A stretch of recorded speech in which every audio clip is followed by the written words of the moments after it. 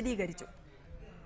കഴിഞ്ഞ ബുധനാഴ്ച കണ്ണൂരിലെ കടവത്തൂരിൽ മുസ്ലിം ലീഗ് പരിപാടിയിൽ സംസാരിക്കവെയാണ് KM ഷാജി നരേന്ദ്രമോദിയെ ന്യായീകരിച്ചത്.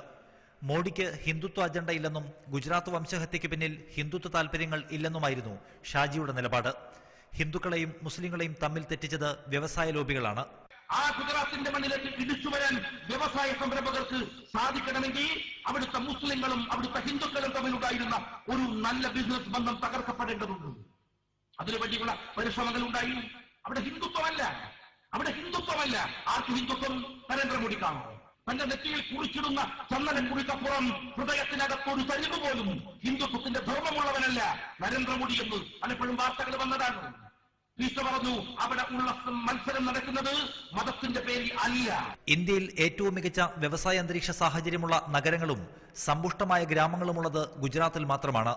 ഗുജറാത്തിൽ എവിടെയും മുസ്ലിങ്ങളും പള്ളികളുമുണ്ട്. ഇന്ത്യയിലെ ഏറ്റവും സമ്പുഷ്ടമായ കാർഷിക വ്യാവസായിക മേഖല ഏതെന്ന് ചോദിച്ചാൽ അത് UP അല്ല, ഡൽഹി അല്ല, ആസാമല്ല, ബീഹാറല്ല, അത് ഗുജറാത്താണ്. ഗുജറാത്തിന്റെ ഏത് ഗ്രാമത്തിൽ പോയാലും നിങ്ങൾക്ക് അമ്പുരത്തുടികളായ പള്ളികളിൽ കാണാം. ഗുജറാത്തിന്റെ ഏത് ഗ്രാമത്തിൽ പോയാലും നിങ്ങൾക്ക് ഇവിടെ മുസൽമാനെ കാണാം. നരേന്ദ്രമോദി അവിടുത്തെ മുസ്ലിങ്ങളെ മുഴുവൻ